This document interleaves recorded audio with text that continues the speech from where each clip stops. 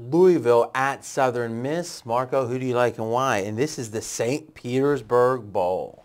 Big time. One of the classics. Big time stuff here. This is a situation, I actually like Louisville in this game. They come into the bowls with momentum, and a lot of times, you know, you talk about motivation in the bowl games. Who's here? Do they want to be here? Louisville had to win the final Saturday of the season to get bowl eligible. So you definitely got that momentum.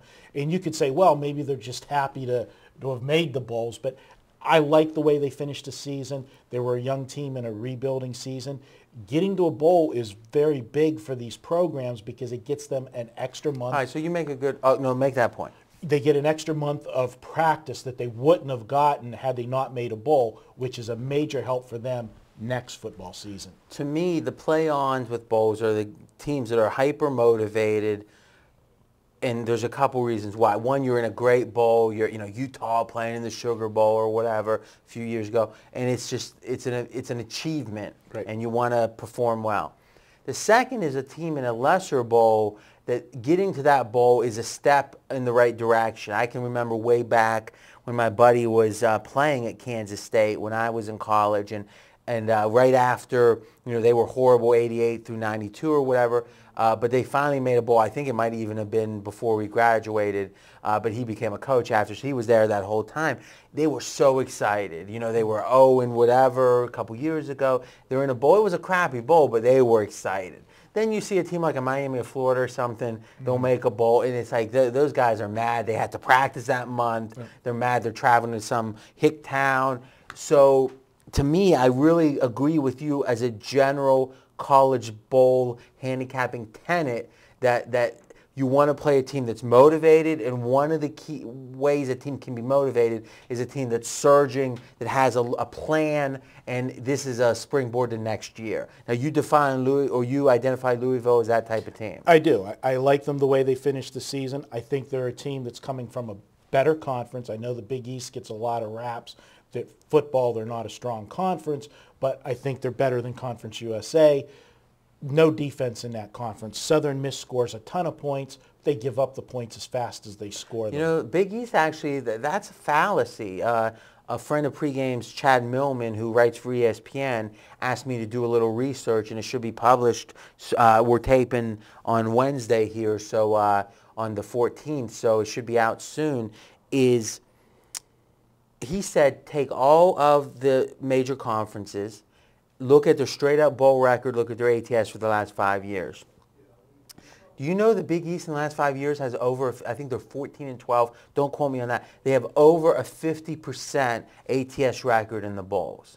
So they've actually been favored, I think, in 16 of 26 bowls in 5 years. So they've played a lot of these games where, they seem to get beat up in that BCS game, but a lot of these minor bowls, they're the favorite, and they've been doing well, oftentimes against teams, not necessarily in this case, that aren't from BCS conferences, and they've just been able to, do well because, I guess, the physicality.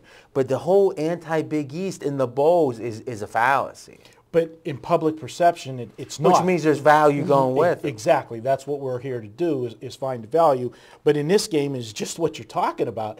You've got a team where Southern Miss scores a ton of points and they're flashy and everything else. Louisville's coming in with a worse record, but they're the favorite in the game. So, I mean, that just proves, what you're saying. In these lesser bowls, the difference in conference, I'm going to take Louisville. I like them in this game. It's not, Give us your projection. I got Louisville 31-27. It's right around the number, but I'm going to go ahead and take Louisville to get the job done. It's not one of our bigger bowl plays. We've got some stronger ones coming up later in the podcast. A second tenet of mine with bowl handicapping is that bowls are just a whole different animal. It's almost like March Madness. There's just nothing like it. And because of that, I like experience in bowls. I like a proven history of winning from the coaching staff, not necessarily the program. But even the program, because oftentimes when coaches change, the trainers, the operation guys, the people who's booking the travel, they stay the same. Now, not always, but oftentimes. So I look at a team like Louisville, and I think they've been in some bowl games, but they've only covered 2 of 8. So that does concern me just a little bit. And again, 2 of 8 is, the sample, but you can only play in 1 bowl game a year. So it's a team that hasn't done, that's 2 of 8, so it'd be 2 and 6, 2 of 8. And that's ATS.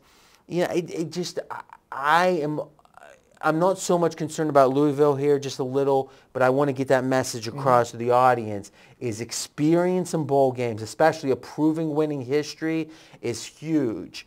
And it's funny because it kind of runs a little contrary to the motivation, which is, hey, the first-time teams are really excited. Yeah, they're motivated, but maybe they don't know what they're doing when it comes to a lot of these operational details. And that's why handicapping is complicated. But if you can define a team that either is inexperienced in bowls or has done poorly, that's a factor in handicapping.